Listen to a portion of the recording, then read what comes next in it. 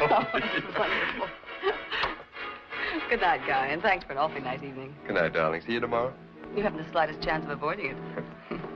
Till tomorrow, then.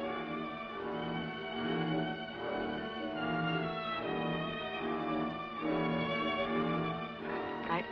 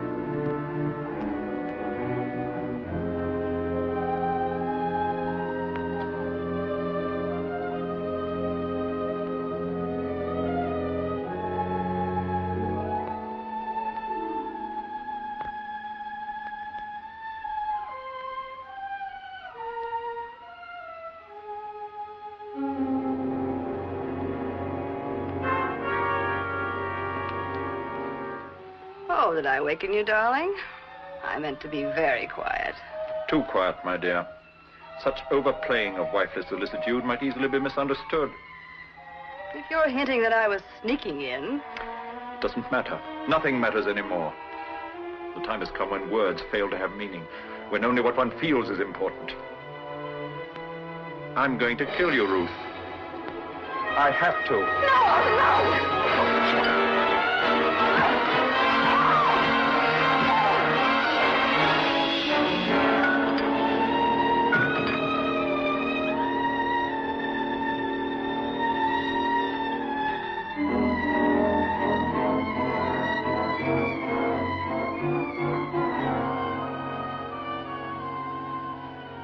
At that point, the dream always ends, Doctor.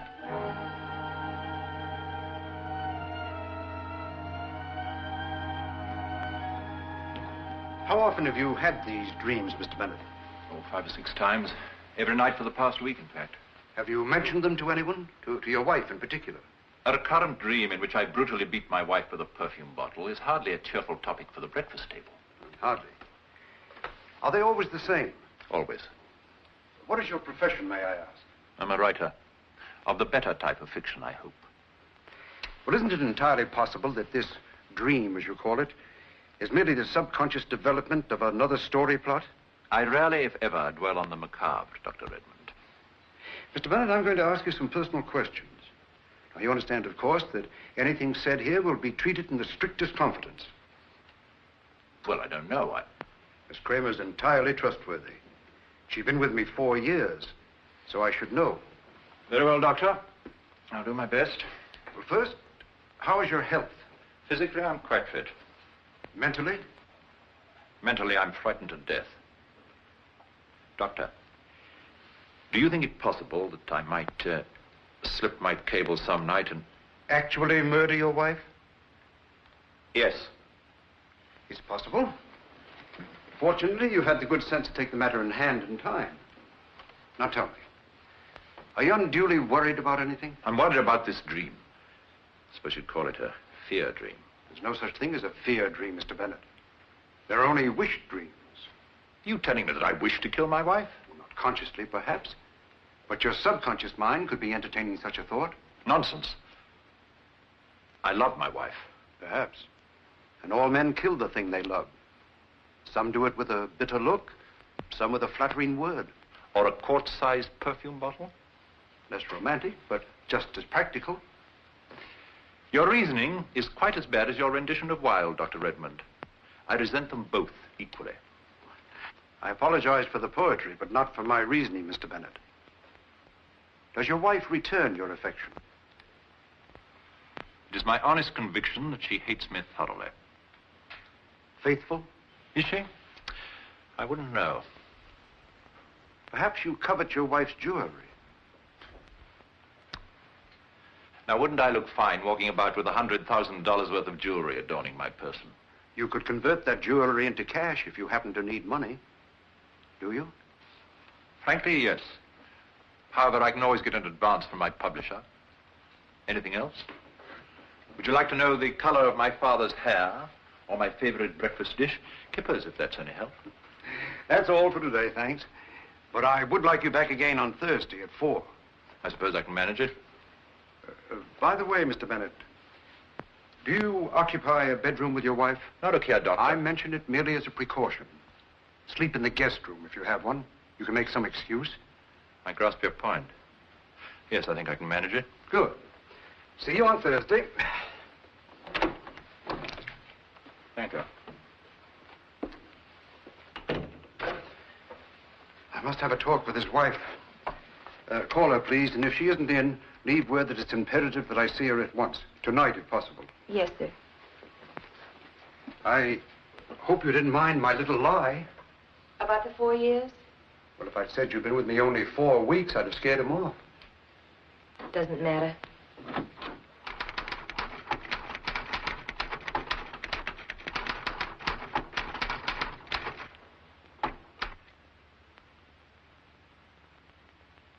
Now, look here, Merrick. It isn't as though I was some inconsequential pulp scribbler asking for a handout. This is Alton Bennett speaking. I've got to have at least $10,000. Is that your final answer? But...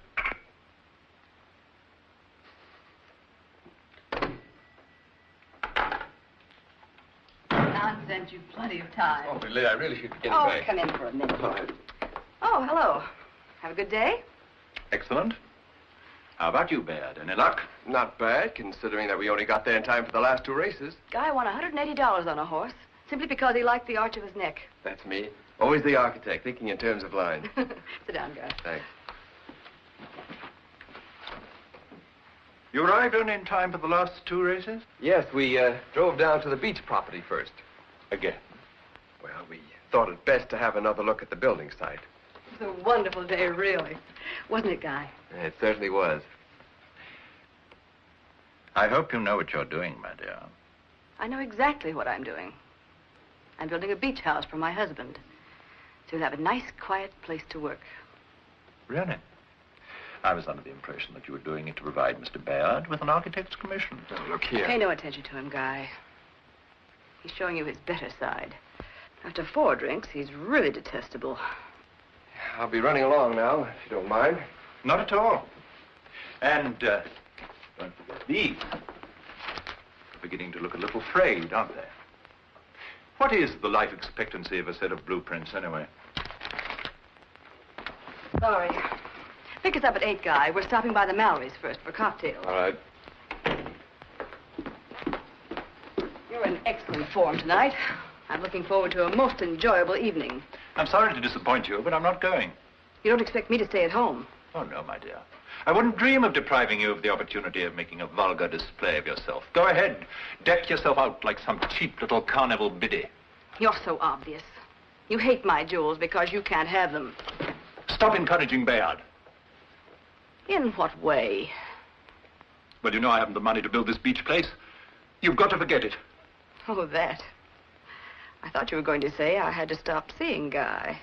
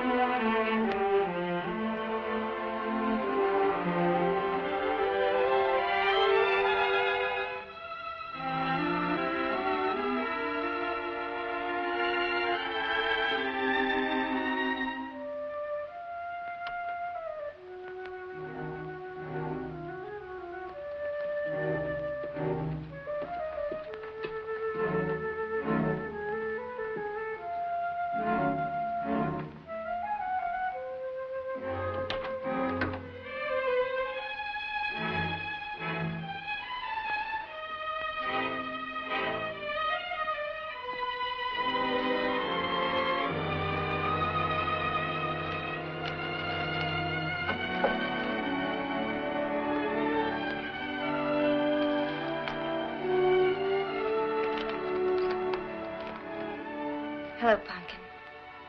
Do you miss me? I love you. 7:30. Time to go to sleep. Good night, darling.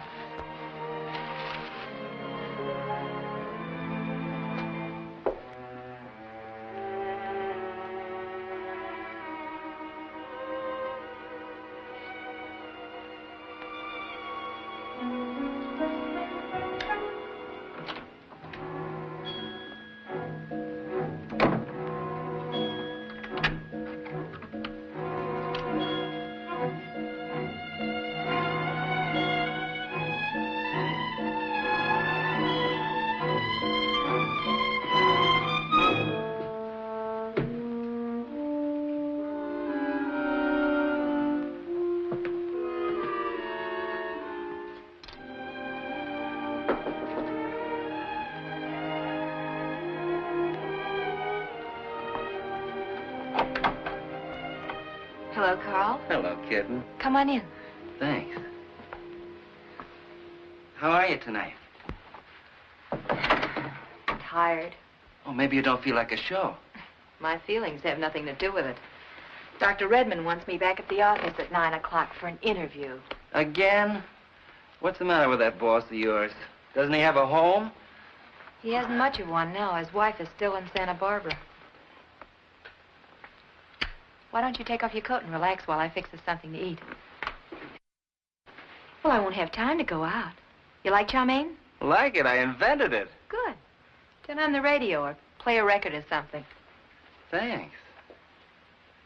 Coffee or tea? Oh, tea sounds swell.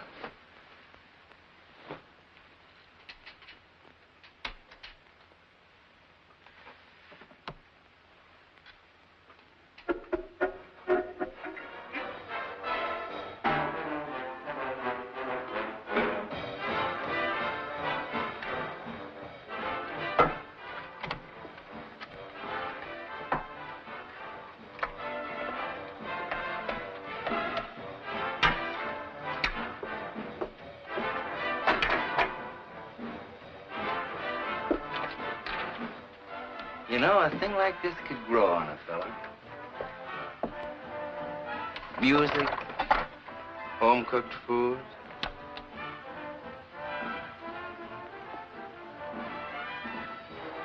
I like the smell of your hair, kitten. You better help me set the table. Here, put these things away, will you?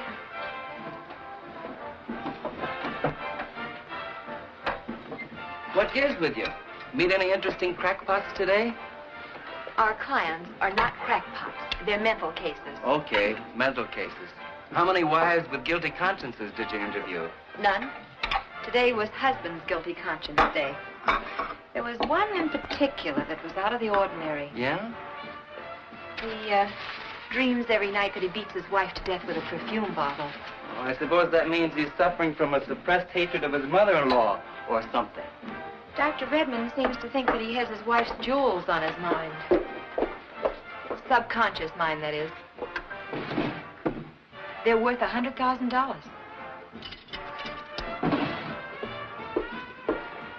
That's why I've got to go back to the office tonight. The doctor wants to have a talk with his client's wife. Can't you put something on a little less nerve-shattering? Sure.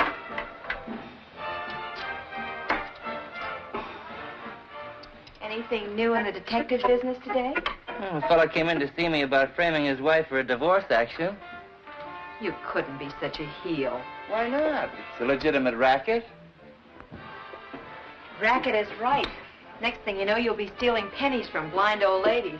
The blind old ladies I know don't have any pennies. You should have stayed on the police force. At least you were in good company. There's no future in it. When you're 43, you make sergeant. $3.18 a month. That isn't money. Well, I guess you're old enough to know what you're doing. Sure, I know what I'm doing, kitten. I'm after fancy dough. I'll show you what I mean when I get paid off for a job I did last month. That reminds me, honey, I almost forgot something. Will you give me 5 minutes? Yes, but not any longer, because things will be ready then. Word of honor, kitten. 5 minutes. Papers, papers. Get your paper. Daily Globe. Paper, mister. Paper, paper. The last edition, paper. Paper, paper. The last edition, paper. Open up, Charlie.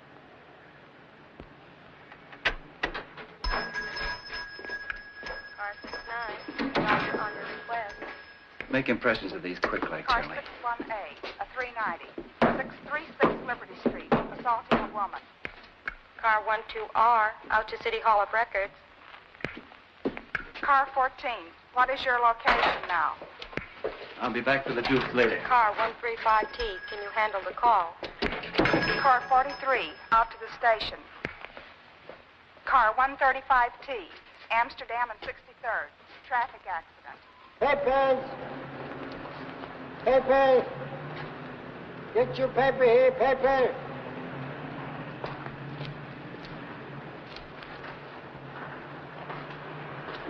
Paper, yes, sir.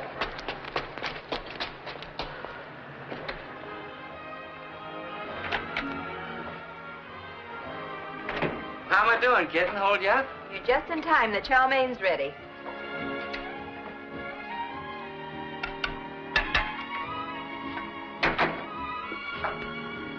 We'll have to hurry or I'll be late. Yeah. Why, Carl, how nice.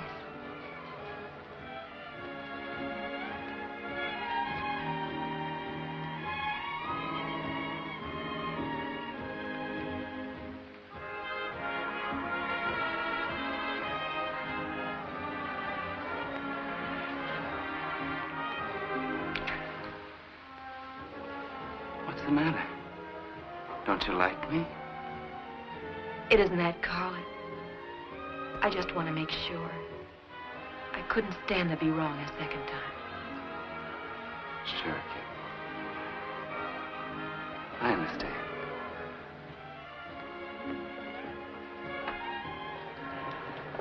It's just 9 now. I'd better step on it. You want me to stick around?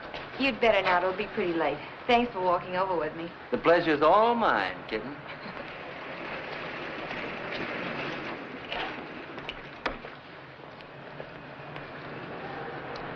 You'd better come with me, Guy. I've never met this Dr. Redmond before. All right.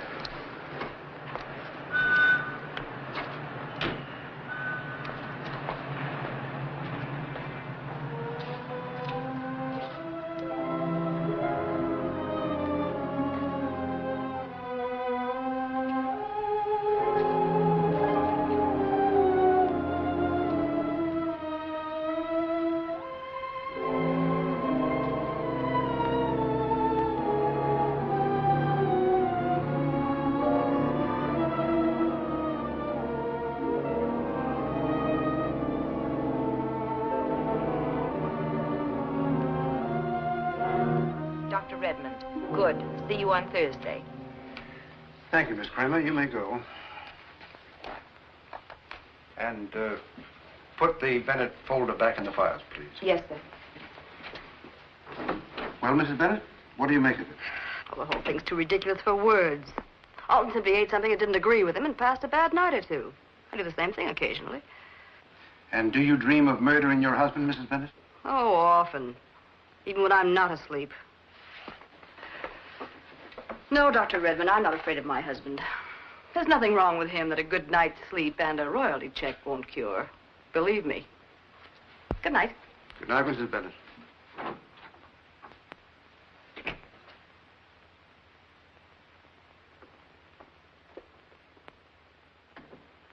Well, what's it all about if I'm not being too personal? It seems that my husband is troubled by a recurrent dream in which he beats my brains out with a perfume bottle. You don't mean it. At least that's what this Dr. Redmond, or whatever his name is, says.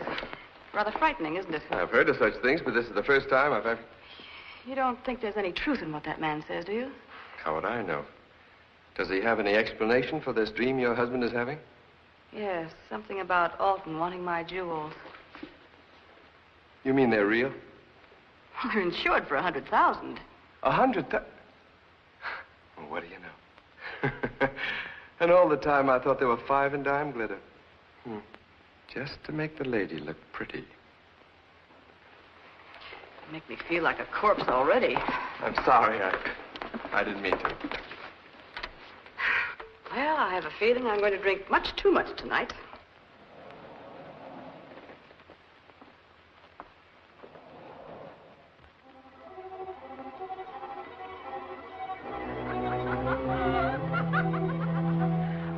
Shut up.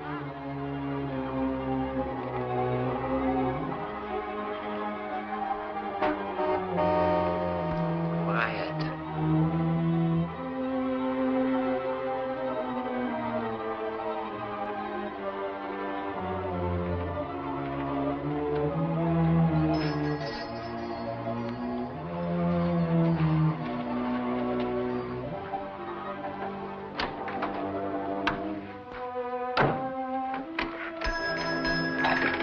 Car 69, Roger. Car 61A, 390. 36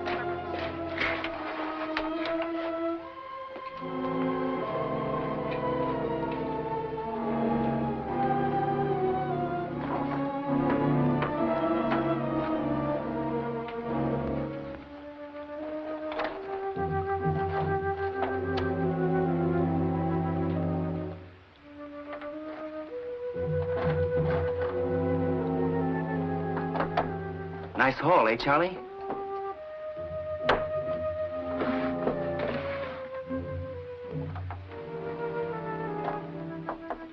Well? What do you say, Charlie? Well, these little ones will give you $1,100. Well, what about the other pieces? If you're smart, you'll dump them in the nearest ash can. What's the matter with you, Charlie? You going crazy? Just playing it safe, kid. There's a murder rap hanging over this chunk. What do you mean? That's right. Murder. Over at the Crayford Arms. Yeah. A load of fancy rocks is missing. I heard it on the police call. They'll have a list of everything. Well, you got nothing to worry about, Charlie. I didn't murder anybody for this ice. I ain't saying you did. I'm just saying this junk is hot. They're specially designed pieces, and they're registered with some insurance company. You can bet on that. Get rid of them. That's my advice. Stop playing me for a dope and give me the $1,100.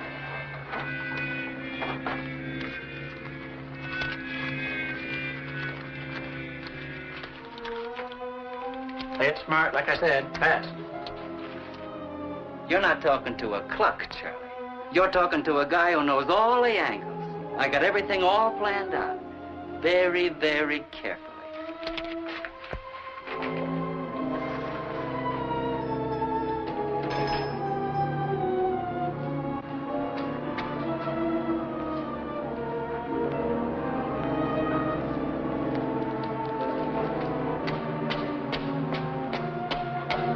Morning, Kitten. Morning, Carl. Work late last night? Not very. See you later. Oh, Kitten. I almost forgot. Here's your money. And thanks. But you only borrowed 5. It's interest, baby. Buy yourself a present. You know, you're not half the heel you pretend to be, Carl. Well, you've only known me 6 weeks. Wait. Well, the extra 5 will make a payment on a coat I've been buying. You can have it back anytime you need it. Oh, I won't need it. I'm loaded. That client I was telling you about paid off this morning. It's burning a hole in my pocket. You'll find a way to spend it. That's what I'm afraid of. Oh, kitten. You got a bank account? Yes, I've batted up savings. Then do me a favor, baby. Put this away for me and dole it out as I need it. There's $1,000 here. $1,000? Are you sure you... Of course I'm sure. If I hold on to it, I'm liable to go on a binge and blow it all at once. You keep it for me. Well, okay. I'll deposit it during my lunch hour. Well, bye, kitten. Bye.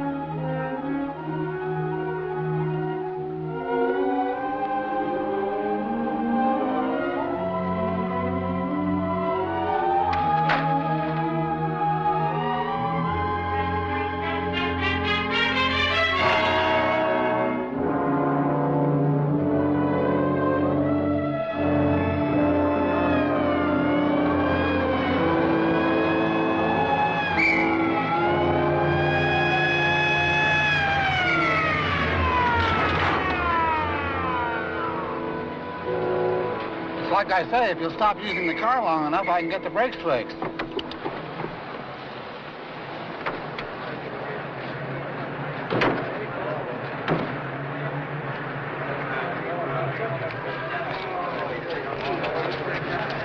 What do people do? Stand around and wait for a murder? I'm sure all these people... Dawson, homicide. They've been waiting for you. Yeah, I know. I grabbed a couple hours sleep last night. I won't let it happen again. Dale, homicide, too. Photo. Fingerprint. All right, stand back, folks. Come on.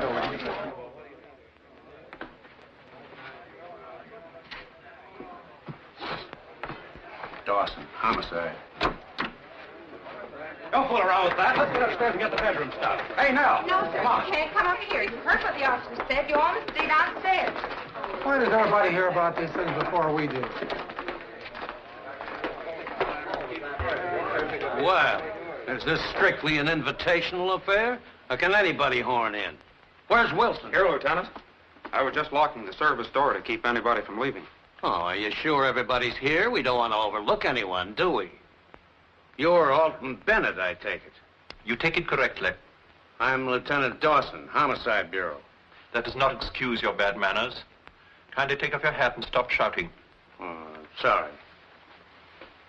Lieutenant, coroner's deputy's here in the ambulance.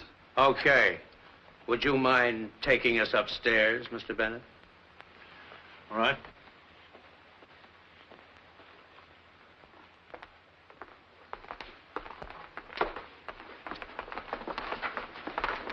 Henry, will you get me another cup of coffee? Yes.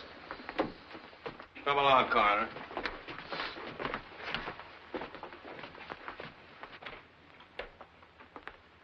In there.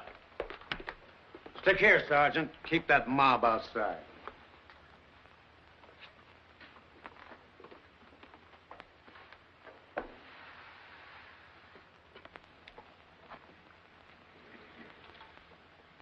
It's about time you were getting on the job, Dawson. It's him, all right. No, not you again.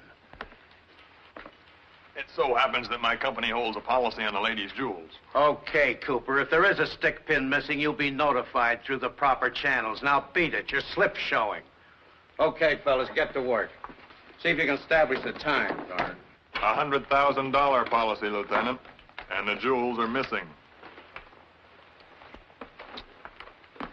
That perfume bottle was undoubtedly the lethal weapon. I have a hunch you'll find some interesting prints on it. Thanks for the apple. What time was your wife's body discovered, Mr. Bennett? About 7:30 this morning. By you? No, by the maid. Who was the first to notice that the jewels were missing? The maid. I was too shocked to notice anything. Who else was in the house at the time? The butler, Henry. Ask them both to come here. Was your wife wearing her jewelry last night? Yes? You're sure? Of course I'm sure. Can you remember the exact number of pieces that Quiet, Cooper.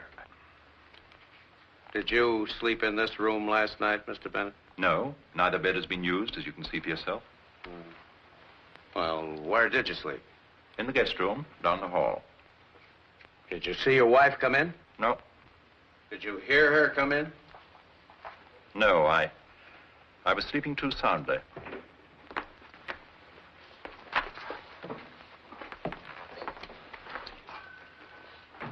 When was the last time you saw your wife wearing her jewels, Mr. Bennett? I think it was about 8:30 when they left the house, wasn't it, Christine? Yes, sir. Who do you mean, they? My wife and a Mr. Guy Bayard. Friend of the family? Not exactly. He's an architect whom my wife had engaged to design a beach house. I see. Where can he be reached? Well, I think he has an office in the Swope Studios in Chatham Place. Are you in the habit of sleeping in the guest room, Mr. Bennett? No, I usually share this room with my wife. What made you decide to sleep in the guest room last night? I haven't been sleeping too well lately. You may as well know the truth. You'll dig it out sooner or later. I slept in the guest room because I was afraid. Afraid of what? Of myself. I've been having horrible nightmares lately. Terrible dreams in which I murder my wife. With a perfume bottle? Yes, sir. That's why I knew, before I went in there, what I'd find. Ruth in a crumpled heap on the floor, and beside her head, the perfume bottle. It was horrible. Worse even than the dreams. That's why I went to Dr. Redmond. Those dreams were driving me crazy. I was afraid of losing my mind or of doing her some harm in my sleep. Thank heaven I know it wasn't me. How do you know? I wasn't able to sleep. I asked Henry to bring me the sleeping tablets. 2 would ordinarily be sufficient, but I was desperate for relief. I took 4. Anybody witness it? Henry. Yes, sir. I even cautioned him about taking so many, but he took them just the same. Any of those tablets left? Yes, sir. I put the bottle in the cabinet. Get it.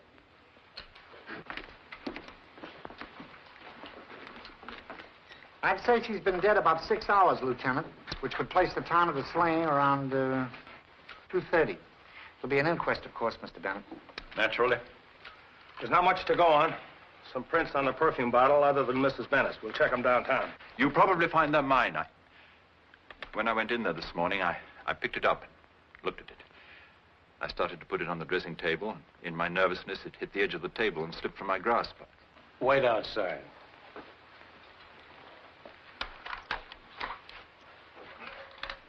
When necessary, take 1 for relief. Take 2. In this dream of yours, Mr. Bennett, did you have any particular reason for murdering your wife? Jealousy? Her jewels? You know what I mean? None that I could ever recall. That's why I went to Dr. Redmond. I thought he might help me. In other words, you wanted to make sure that your story of the dream was put on the record. I don't like the insinuation, Mr. Dawson.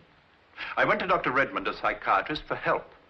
Not, as you seem to imply, to establish an alibi. In a murder case, Mr. Bennett, anybody that crossed your wife's path is a suspect. I may want to talk to you again. You mean I'm not under arrest?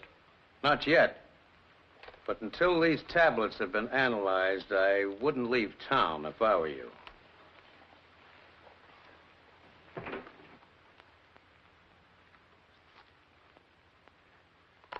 Get Bennett's prints. Check them at headquarters. Yes, sir.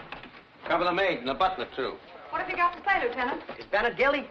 Your guess is as good as mine. What's the name of the boyfriend she was out with? Guy Bayard, an architect. What's Bennett's alibi? Overdose of sleeping tablets. You guys want an angle? Yeah, sure. This is a dilly. Bennett claims he dreamed he murdered his wife every night last week. So he went to a psychiatrist to find out what it meant. Oh, boy. Hey, boss, you think maybe I'll have time to get the brakes fixed now? Stick here. Sure, Lieutenant.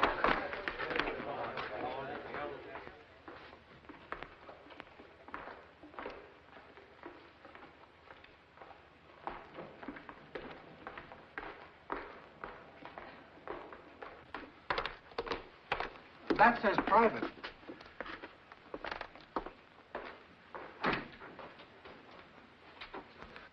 It's about time, Lieutenant. The doc doesn't feel so hot. I just broke the bad news. That's very kind of you, Mr. Cooper. I don't know what I'd do without you. This is Lieutenant Dawson, homicide. Dr. Redmond. I can't believe it. It's too fantastic. And yet I had a feeling this was going to happen. That's why I called Mrs. Bennett here, to put her on her guard. Sergeant Vale, homicide, too. About that dream of Bennett's, Dr. Redmond, did you keep a transcript of it? Well, yes, in my files. But I may as well tell you that the transcript is missing. Well, who has access to your files besides yourself? My secretary, Miss Kramer. Where's she? I sent her home. She had a bad headache. I wasn't feeling too well either, so I canceled my appointment and let her go. Where does she live, Doc? On Green Street, just off Broome, 414, I think. How long has she been gone? Nearly half an hour. Did that have anything to do with canceling your engagements? Well, yes, it did. I had a little accident last night. That's what I'd like to hear about, Doc. Last night. Where were you between midnight and, say, 4 a.m. this morning? At home in bed. Can you prove it? It'd be more difficult for you to prove that I wasn't. When Bennett told you his dream, Doctor, did you get the feeling that he was interested in his wife's jewels? Well, he considered them vulgar, well, at least in bad taste. Well, was Mrs. Bennett wearing her jewelry when she came here last night? Will you close your trap about those jewels? When we find the murderer, we'll find the jewels. And vice versa, maybe. Quiet. How did you get that bump on your head? Well, after my interview with Mrs. Bennett, I went for a walk. And crossing Gramercy Park, I slipped and struck my head. Well, speaking of Mrs. Bennett, was she alone? No, she was with a Mr. Bayard. Well, where was he while you were talking with Mrs. Bennett? In here. Could he have heard anything that was said between you two? Well, I'm not sure. The door was closed. We go in there and say a few words in a conversational tone, just the way you were talking with Mrs. Bennett. Close the door after you. Sit in the same chair, too, please.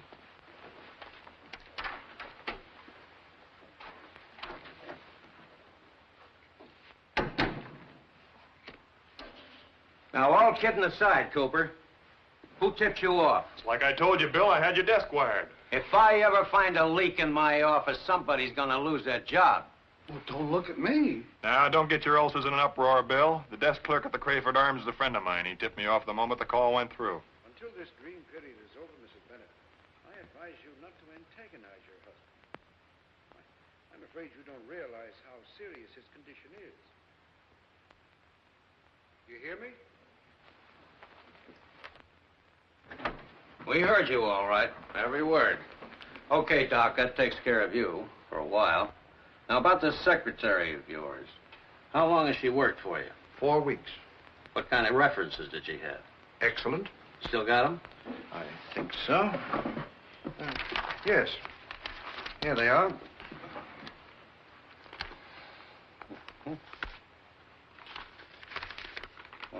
You know anything about her family? No, nothing. She came from Los Angeles. It's funny you'd hire a strange girl that you didn't know and give her access to the secrets of those files without thoroughly checking on her references first. What are you driving at? They're forged, all signed by the same hand. I don't believe it. Whether you believe it or not is true. You're not going to bother Miss Kramer, are you? Why not? Well, good heavens, man, surely you know who killed Ruth Bennett. No. Who? Why, her husband. You hear that, Coop? The doc here said... Where is that guy? Well, what are you standing there for? Let's go.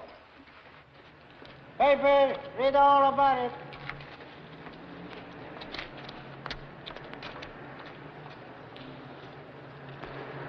Papers. Read all about it.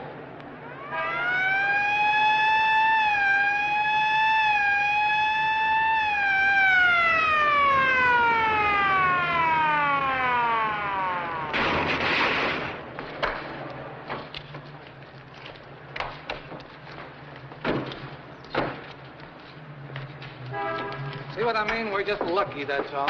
Hey, how about this? Talk to him. He's the driver. Hey, what are you taking the guy on me for? You can't fool around with these taxi cab companies. They'll sue you. They'll sue the city, but with me. Here I am, standing here, minding my own business. And these cops come along. I ain't mad at anybody. Believe me, I'm not. And now what am I going to do about the boss? It's the third time this week I got hit. I'm sure I'm going to have to get paid. I know that. Let's see.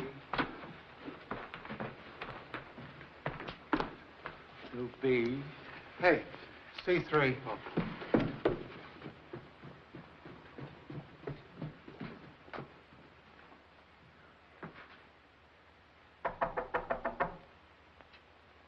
I'm the guy they call on the carpet. They don't blame you for... Thank you. Wasn't that Cooper? Now, look here, Cooper, you... I beg your pardon. Oh, won't you come in? Thanks. Miss Kramer, may I present my colleague and bosom companion, Lieutenant Dawson of Homicide. Lieutenant, Miss Kramer. I'm pleased to meet you, Miss Kramer. How do you do? Sergeant Fail, Homicide 2. You'll have to excuse the place. This is cleaning day. Won't you sit down? Thanks. Dr. Redmond said he sent you home with a bad headache. I'm glad it's better. Yes, I feel much better since I had a cup of coffee. And very good coffee, too, I might add. I suppose Chum here has told you the news. I was shocked to hear about Miss Bennett. She was a beautiful woman. How long have you... You can skip the preliminaries, Lieutenant. Miss Kramer has already given me the pertinent facts, such as age, birthplace, favorite sports, likes Gershwin, and that she's not married. I'll do the questioning for the police department. You just stick to your insurance investigating. Thank you, Mr. Cooper. Who had access to those files besides you and Dr. Redmond, Miss Kramer? No one. What time did you get home last night? Oh, about 10. Were you the last one to leave the office? Dr. Redmond and I left together. You came from Los Angeles, didn't you, Miss Kramer? That's right. Who'd you work for out there? Oh, several different people. Firms. I see. Well, why did you come here? Well, I got tired of California. I wanted a change, that's all. Everyone needs a change once in a while. You might try it yourself sometime. Just what do you want to know, Mr. Dawson? Just one thing, Miss Kramer. When you came here to look for a job... Yes. Were you running away from something? No. Then why did you have to forge references? Forged? Yeah, Junior. You got a bad habit of running off too soon. You ought to learn to stick around. Well, Miss Kramer? Get out, Mr. Dawson. You too, Mr. Cooper. Okay. But those references were forged, Miss Kramer. And crudely at that. I was hoping you'd explain without forcing my hand. I don't want to book you on suspicion of murder unless you make me. But there's nothing to explain. I had to leave California in a hurry. I needed a job, and I couldn't get one without references, so I had some made up. Well, how'd you get the job with Dr. Redmond, Miss Kramer? Through a friend of mine who lives right here in this building. What's your friend's name? Benson. Carl Benson. He lives right down on the second floor front, 2A. Thanks. Thanks a lot, Miss Kramer. Come on, Sergeant. I'm sorry. I wish that there was... There isn't. See you again sometime. I hope. Well, do you still think she makes good coffee? I thought her explanation for those references made pretty good sense. Don't let those limpid orbs of hers throw you, son. She hasn't told half of what she knows yet. Oh, we might as well check with a friend while we're here. Wait downstairs. Hey, do you think I'd have time? No, I guess not.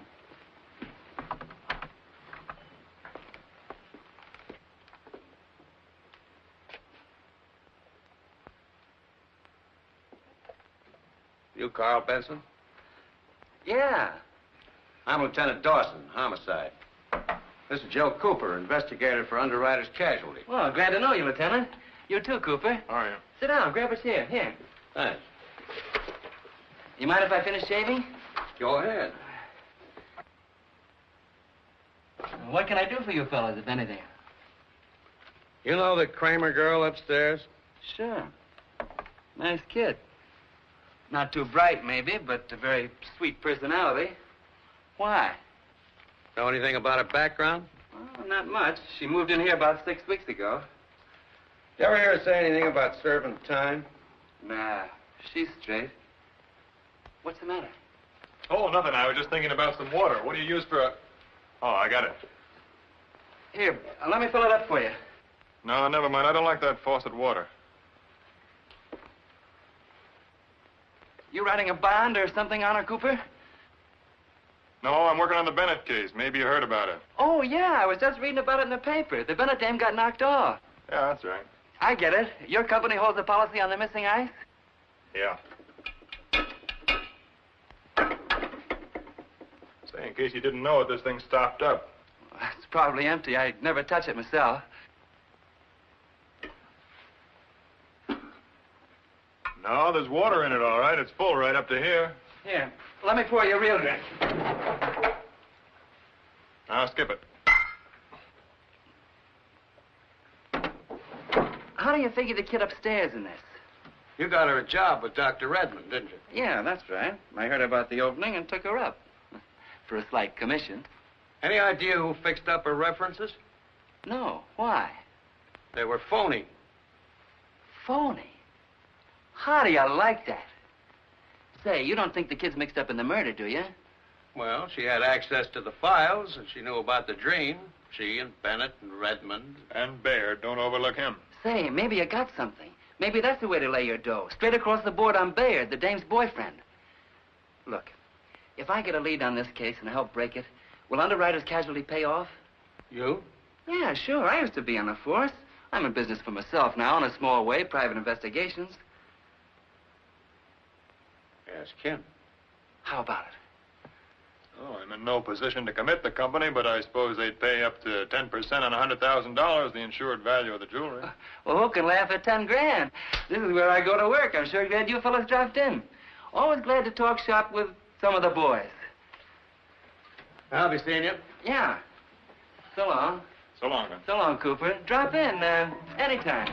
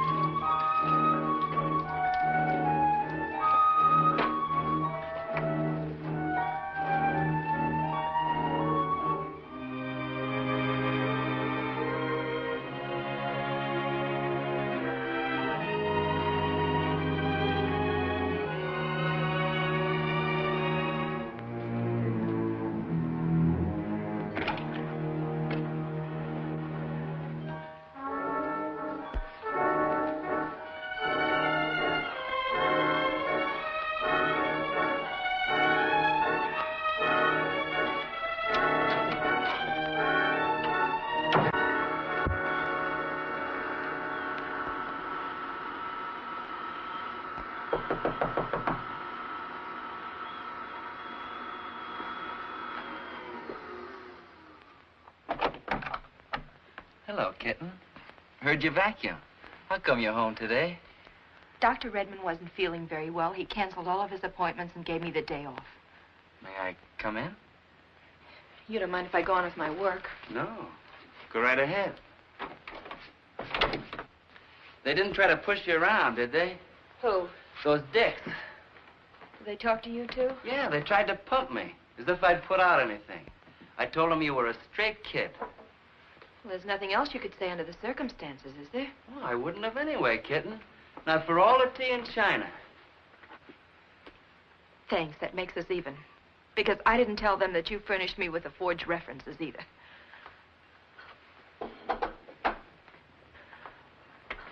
You know what I think? No, what? I think the husband bumped her off, don't you? I don't care whether he did or he didn't. I've answered all the questions I'm going to for one day, Carl. Now, will you please leave so I can finish my work? Sure, kitten. Sorry I bothered you. You want anything from uptown? No, thanks. If those dicks come around again, tell them to get lost. I'm sorry I'm so grumpy. It's okay. Be seeing you.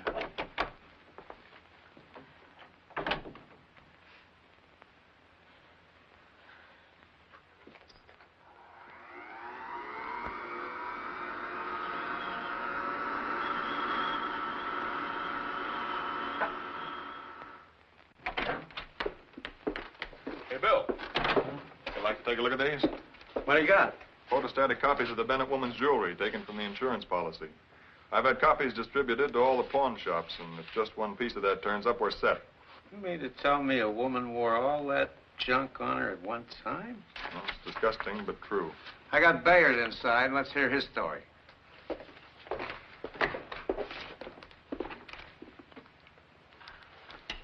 Give us an overall picture of your movements, Mr. Bayard, from the time you went out with Mrs. Bennett till, say, around 6 in the morning. No reason why I shouldn't.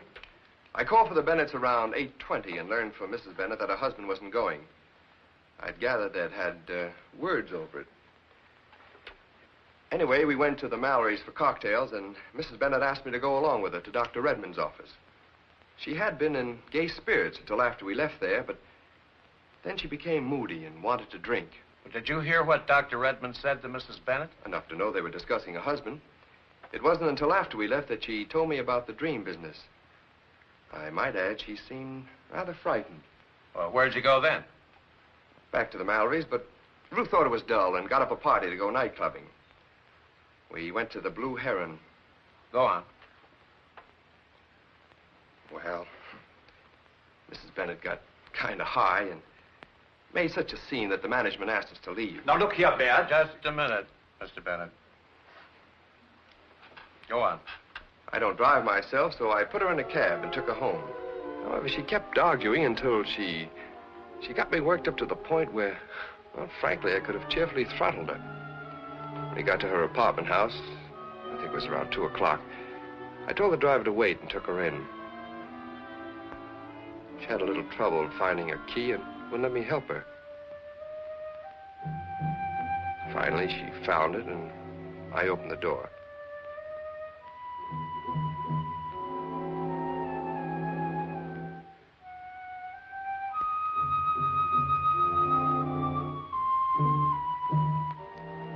Put her in the elevator. She still wanted to argue, but I left her there and went out.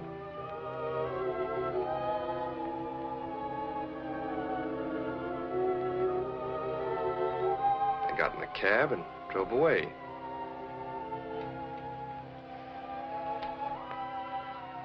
That was the last time I saw her, Lieutenant. Well, where'd you go then? Home. Was Mrs. Bennett wearing these when you left? Yes, I recognized most of them. All except that signet ring there, but she'd hardly be wearing that. Hardly. Did anybody see you take Mrs. Bennett home? There was a fellow in the lobby talking to a girl. I believe he lived there. I've seen him several times. He might have recognized me. Recall his name? I don't believe I ever heard it. Well, I guess that's about all, for the time being, at least. Thanks for coming down, Bayard. Not at all.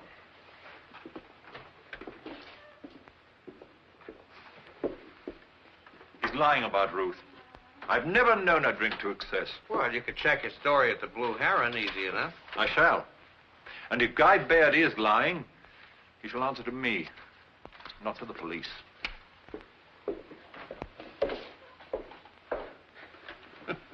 The more I see of him, the more I feel he's putting on a terrific act. If I just had one good bit of evidence. That signet ring, Bill. Mrs. Bennett wasn't wearing it, and yet it's missing. Now, only 3 people knew where she kept her jewelry. Her husband, the maid, and the butler. You can toss out the last 2. They go home at night, and I've checked their story. It's airtight. Well, so is Bennett's. I had those sleeping pills analyzed, and 4 of them would knock you out like a snoot full of ether. Unless maybe the system had become immune from repeated doses, and according to the butler, that wasn't the case with Bennett, Dawson. Yeah? Yeah, what? Yeah, Stell, but of course I'm busy, Stell. Well, why don't you send Judy? Oh, she's practicing the piano. Well, no, don't stop her. Let her get it over with before I get home. Yeah? Yeah, bread? Yeah. Pound of tomatoes. Ground round. Yes, I'm writing it down, Stell. Yeah, goodbye. Immune, Bill, immune. You got something. Yeah, I have. I got a headache. Well, good night, fellas.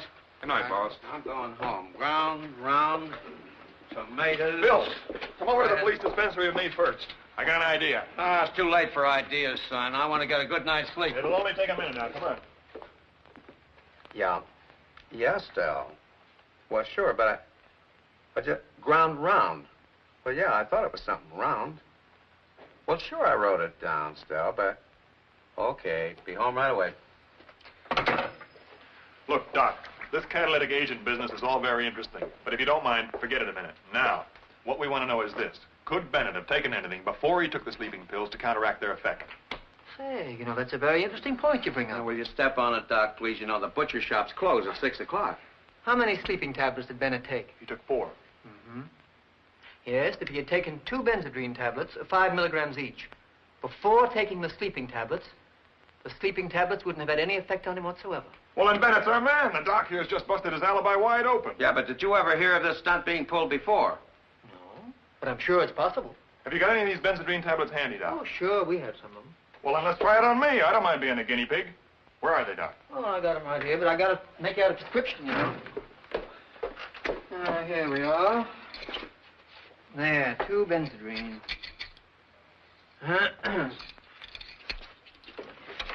Bill, this is very, very interesting.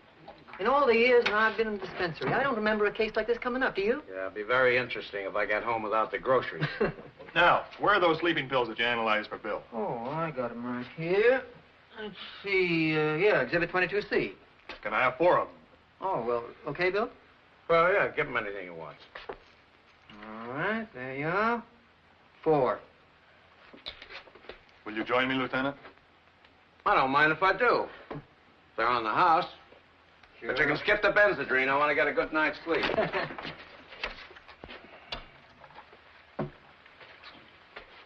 Now we'll see if Bennett could have stayed awake in spite of his having had those sleeping pills.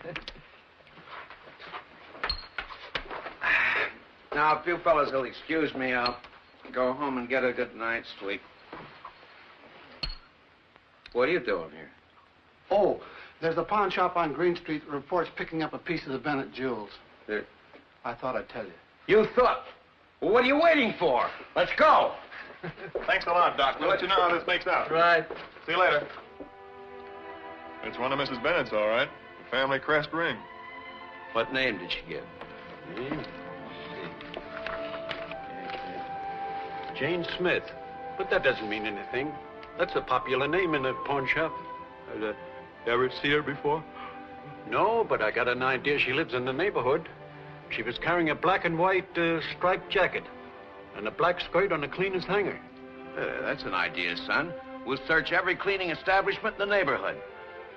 I'll take care of this. What's the trouble with you? You feel sleepy? Oh, I feel fine. I took Benzedrine first, remember?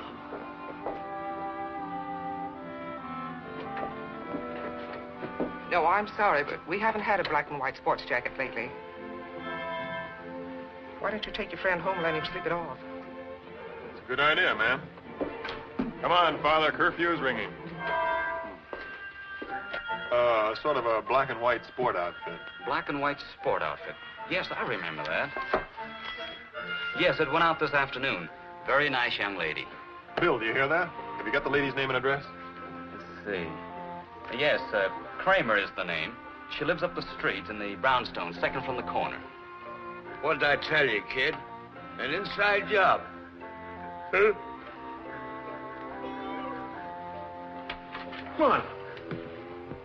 If you don't mind, I'd like to take along that slip. It's all yours. Thanks.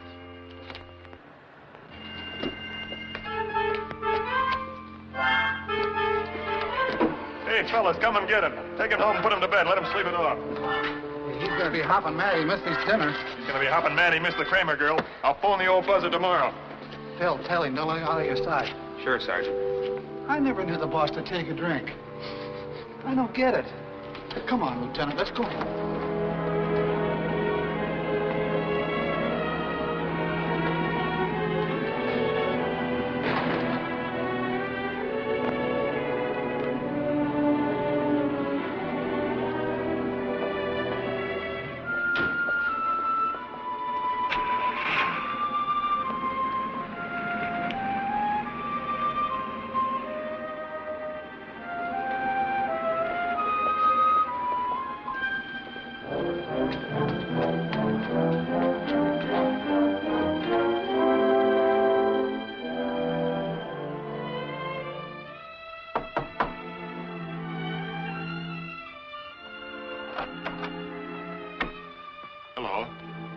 Hello.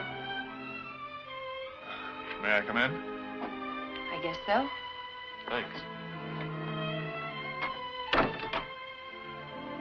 You going out? In a moment, I'm just trying on a new coat. It's very pretty. Thanks. Well? I'd like to talk to you for a bit. Won't you, excuse me a minute.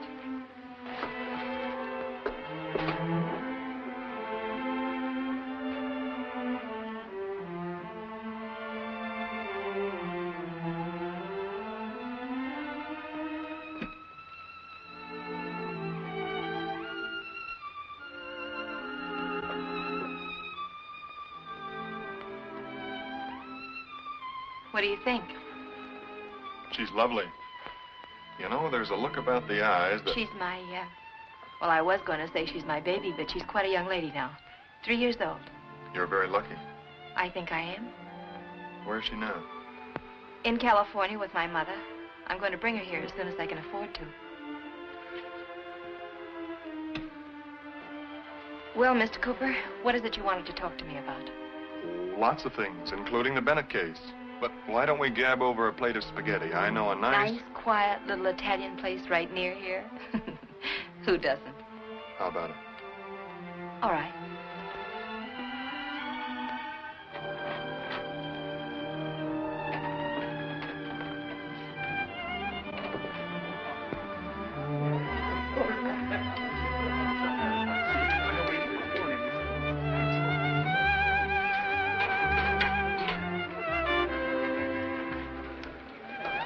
Everything is all right? Fine, thanks. Say, there's a copper named Wilson hanging around outside. Take him a sandwich or something with my compliments. Si, subito. Sit around. Thank you.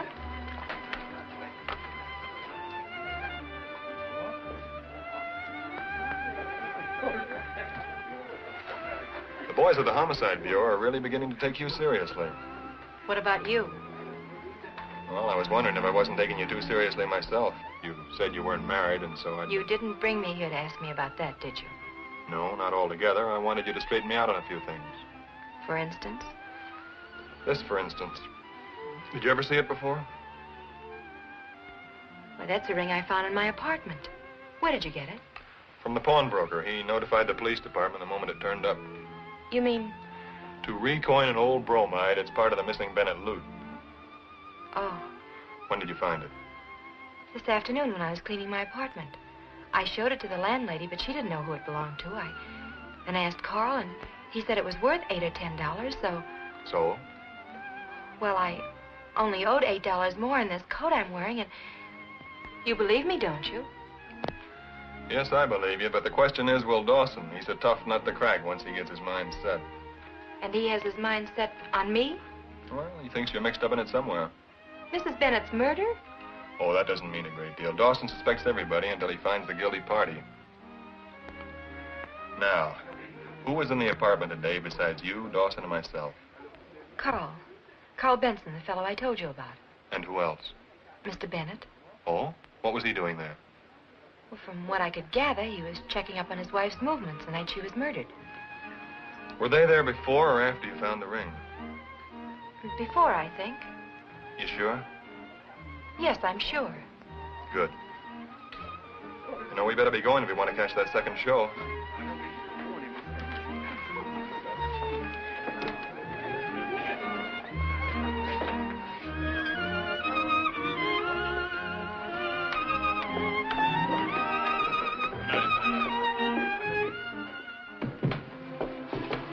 I told you how she got the ring. Oh, please, chum. You're not going to swallow that story about finding it in the chair.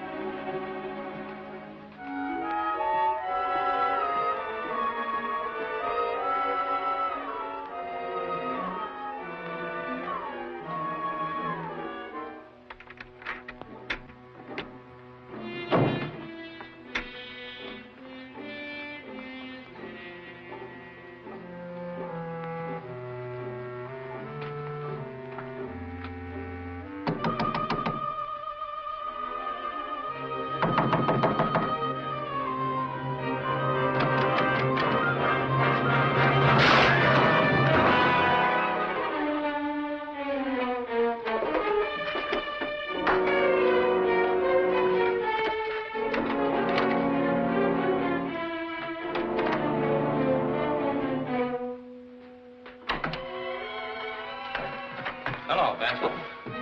Oh, hello, Lieutenant. Don't tell me that was you who just knocked on that door there. Well, what'd you think it was? Oh, I didn't think. I just left, but quick. How are you, Dawson? Okay. Come on in. Thanks. Hiya, fellas. How you doing, Benson? Fine. Smoke? Well, thanks.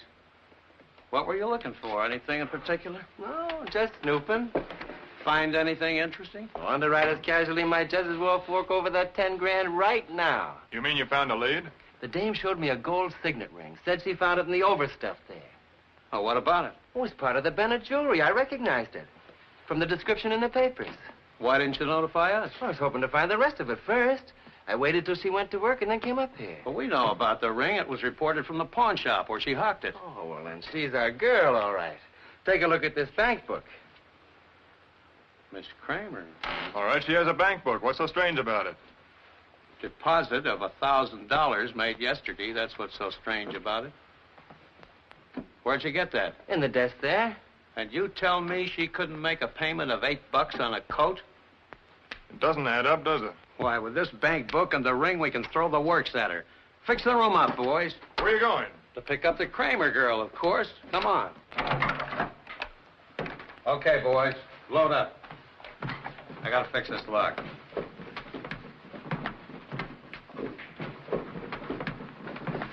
So long. See you later, Benson. Yeah.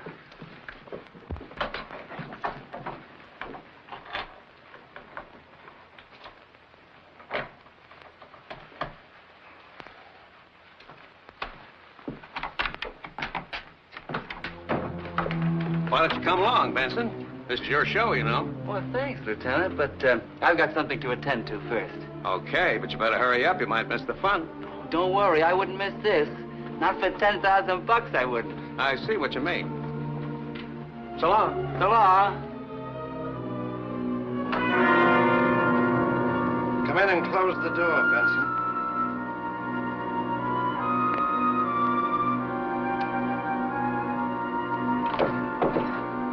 Turn around.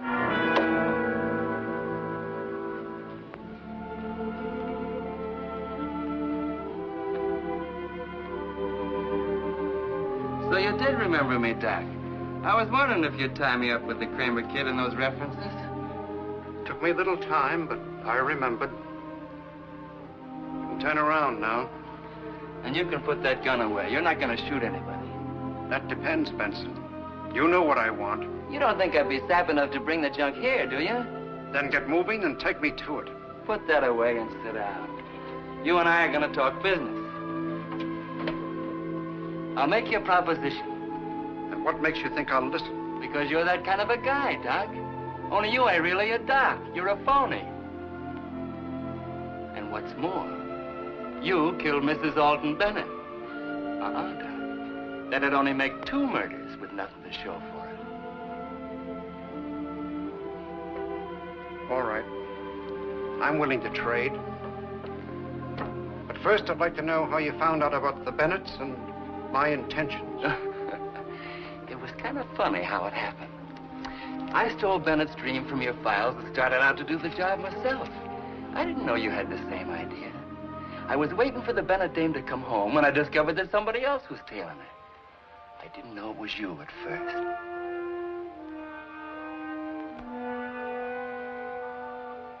I couldn't help noticing that whoever it was, he was watching that apartment house the same as me.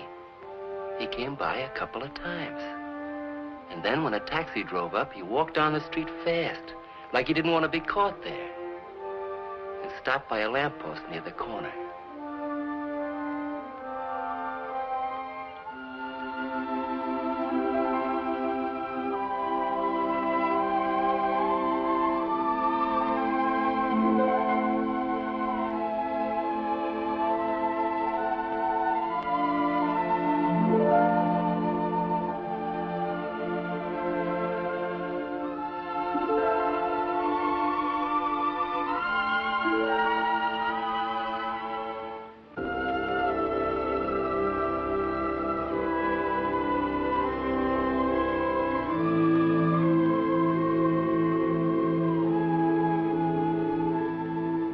I still didn't know it was you, Doc.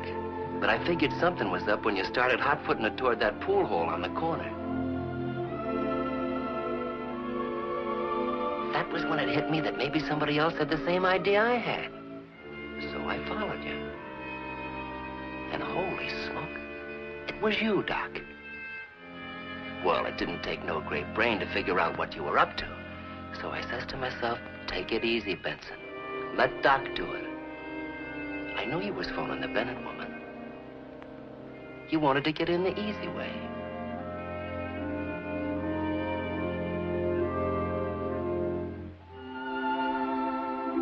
When you got back, there I was ready for you. With an armload of groceries I picked up in an all-night delicatessen, remember?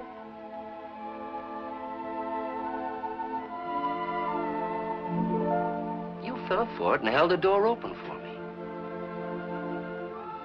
There was a couple standing in the lobby. Remember the dame saying no in 14 languages?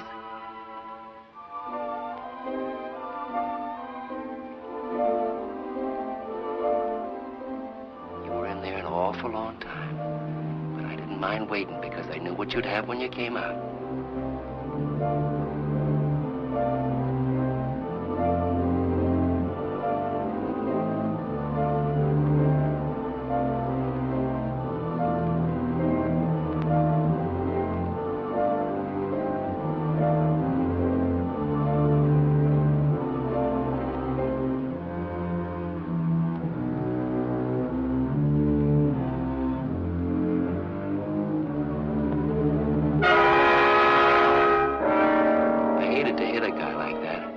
I guess it didn't hurt you much.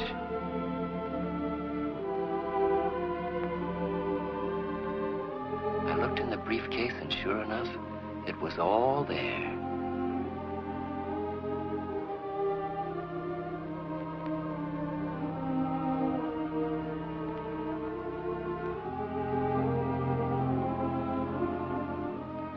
Why did you kill her, Doc? Why didn't you just tie a handkerchief over your mug and stick her up? Afraid she'd recognize you? Never mind about that. Where's the jewelry? We'll get to that later. First, we have an understanding.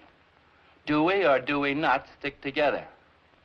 Stick together for what? Well, look, the police will keep stumbling around until they dig up something. Maybe on you, maybe on me. So? So, we need somebody to hang this on. We build a case against the Kramer kid. A good case, but not too solid. I've already laid the groundwork. At the right time. At the right time, the police find the stolen jewelry in Kramer's apartment and she takes the rap. What do we get out of that? Well, we save our necks and collect 10 grand for recovering the stolen goods. We can cash in for 40,000. Don't kid yourself. There ain't a fence in town that'll handle this junk with a murder rap hanging over it. I know. I tried. All right, so I take it out of town.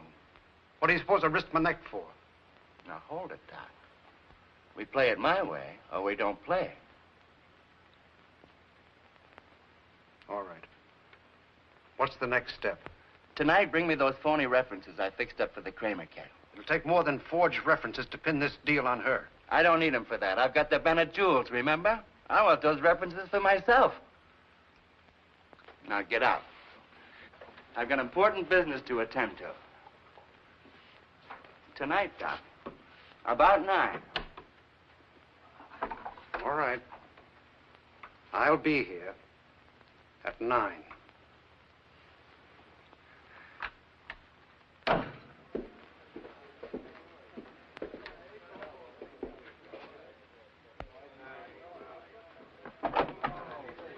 So you worked for this Los Angeles doctor 4 years. And then he died. Yes. This looks like an all-night affair. I think I'll call the missus and have her put the dinner in the oven. From natural causes, I suppose. Well, come on, Miss Kramer. What killed him? He committed suicide. Oh, he committed suicide. Are you sure he wasn't murdered? He left a note. He left a note, but he didn't leave anybody that could give you a reference. Is that it? Dr. Citron worked alone. Well, what's the matter with his wife? Why couldn't she give you a reference? She didn't like me. You and the doc weren't two-timing her, were you? No. Don't get tough, Dawson. You'll give the department a bad name. I never get tough. You know that. Miss Kramer, you deposited $1,000 in your bank account yesterday. That's right. Where'd you get it? I told you. Well, tell me again. Carl Benson gave it to me to deposit for it.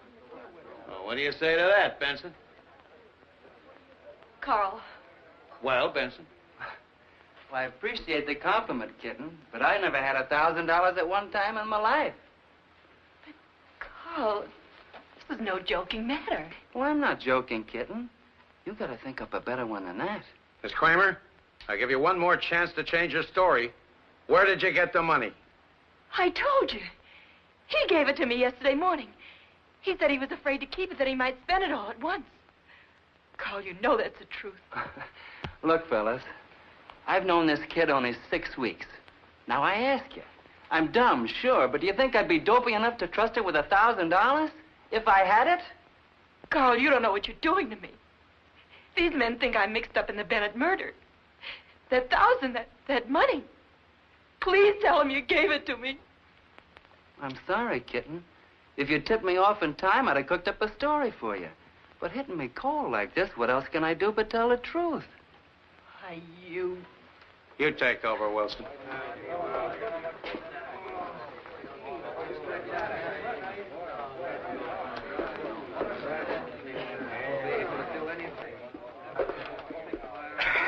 Tough nut, that kid. She can think up more lies than the diplomat. Did it ever occur to you she might be telling the truth? Oh, come on, chum, please. She'll break any minute now. You gonna book her? Well, when I do, I want an ironclad case. I get it. You won't have an ironclad case until more of the stolen jewelry turns up, huh? That's right.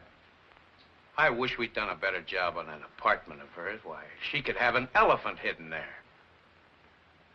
What do you say if I give it the once-over? Say, that's an idea. While we keep the dame entertained here, you give her place a thorough shakedown. If you do the job right, there's no telling what you might turn up. Leave it to me, Lieutenant. You got a key? Sure.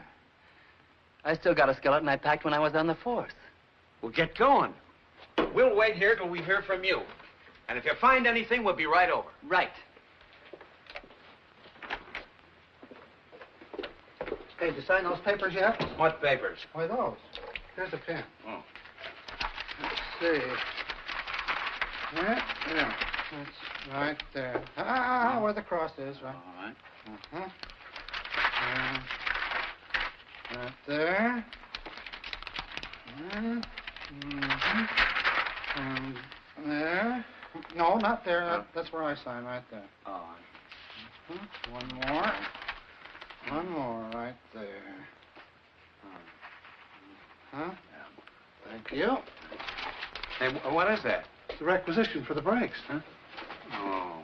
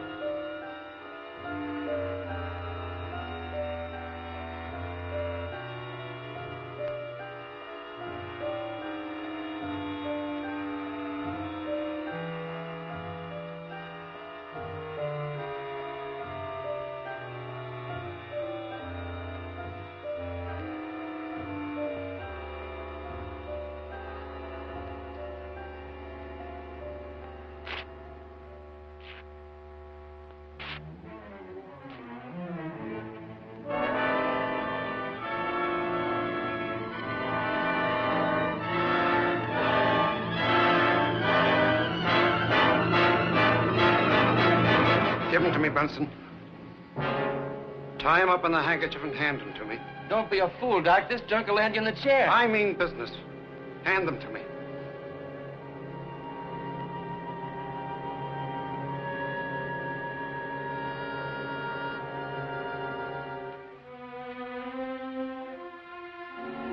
There you are.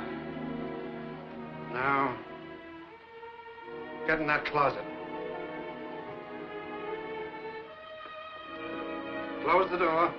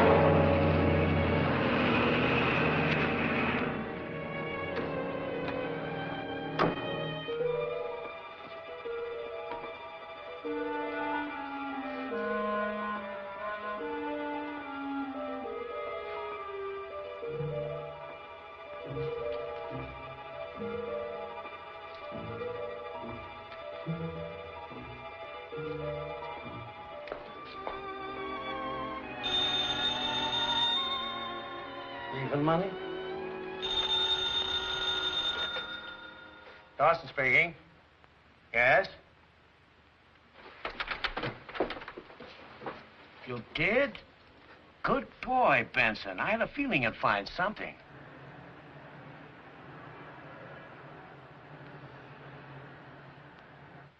In the overstuffed chair, huh? Well, what do you know? Now, look, Benson, we want the girl there when we recover the jewelry. We'll let her go and then stake out her place. When she goes in, we'll give her a little time and then we'll pick her up. Understand? Right. Turn the Kramer girl loose. Okay, Chief. Barry, pick up your people and we'll meet you over there.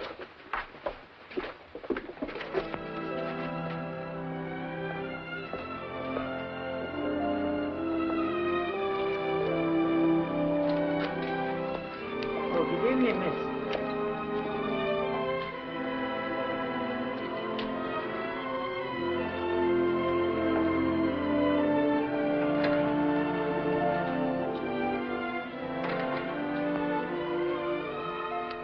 We'll give her 5 minutes.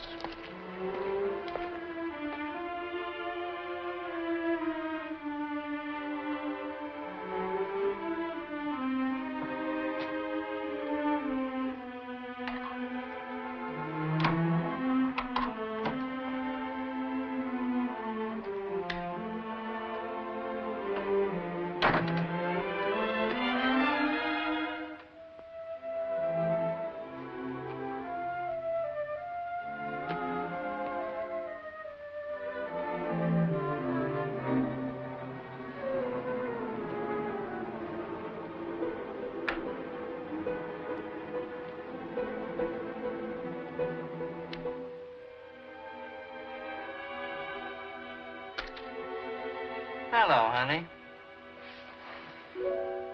Carl, what are you doing here? Waiting for you, kitten. Want to talk to you. After what happened today, I don't want to have anything more to do with you, ever. Get out. Take it easy, kitten. I want to do you a favor. I can just imagine. I mean it. I know a lawyer who works angles. If you give me that $1,000 you banked for me, I can get him to take your case. Oh, so that's it. You want your $1,000 back. Well, you're not going to get it. Not now. You told Lieutenant Dawson you didn't give it to me, remember? Better give it to me, kitten. Not if my life depended on it. That's just it. Your life does depend on it. I don't see how. I still don't understand. Stop playing dumb, kitten. You know what's in that chair just as well as I do.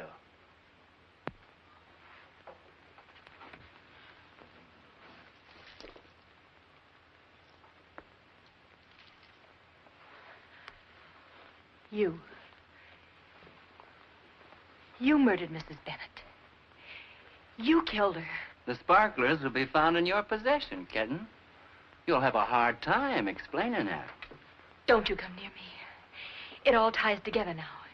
You giving me the $1,000 to bang for you. Planning the ring in my apartment. Telling me to sell it so it would be traced back to me through the police. Got it all figured out, haven't you, kitten? No, I can't understand why you're doing this to me. I've never hurt you. Somebody has to be the fall guy. Somebody always has to be the fall guy in a case like this. And anyway, the cops were already breathing down your neck. Take it easy, kitten. I don't want to get rough with you unless I have to. You're going to stay right here until Dawson comes. You can't get away with this, Carl. I'll tell him things I've never said before. I'll tell him it was you who forged those references for me. How you tried to pump me for information concerning Dr. Redmond's clients. That you knew all about Mrs. Bennett's jewelry and her husband's dreams. I'll tell him everything I know, and when I can't tell the truth anymore, I'll start lying like you did. I'll tell him that you told me you were going to rob Mrs. Bennett, and you offered to split the money with me if I'd give you information. They'll take you too, Carl! You're right, kitten. I gotta change my plans. Instead of finding you here, they'll find you lying in the alley, a suicide. You wouldn't. When they ask me how it happened, I'll tell them you jumped out the window when you learned you were going to be arrested.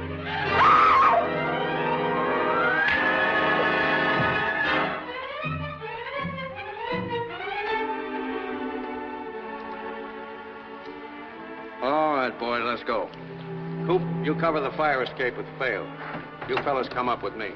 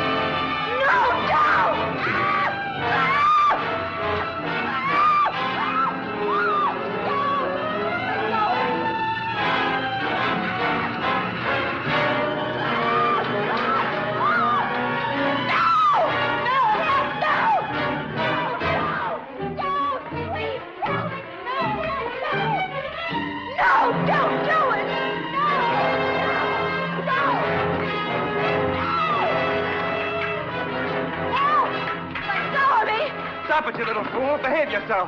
Don't jump. Don't jump.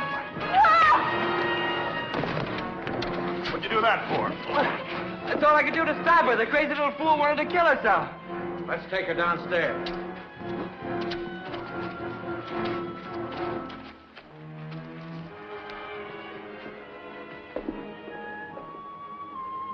Check.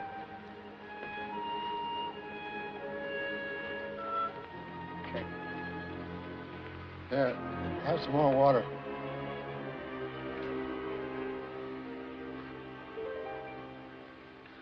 Feel better now?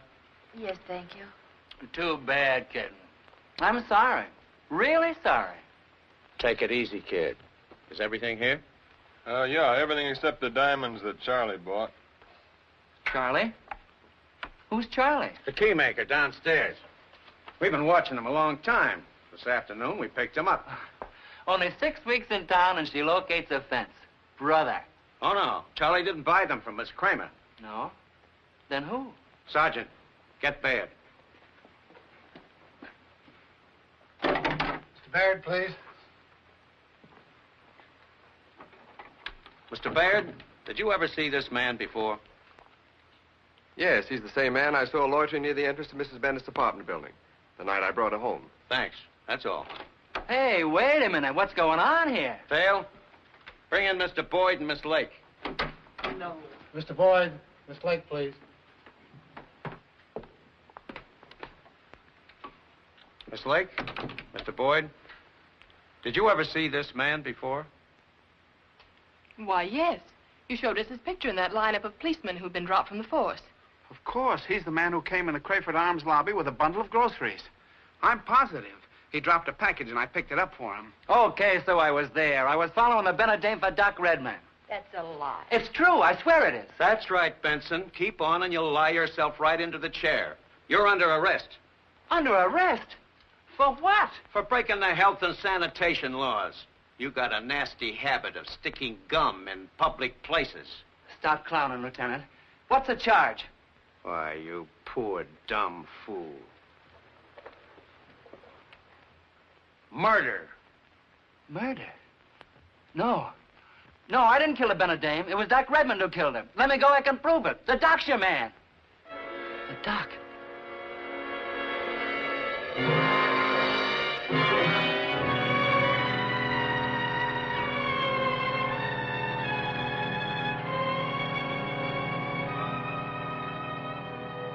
He's dead.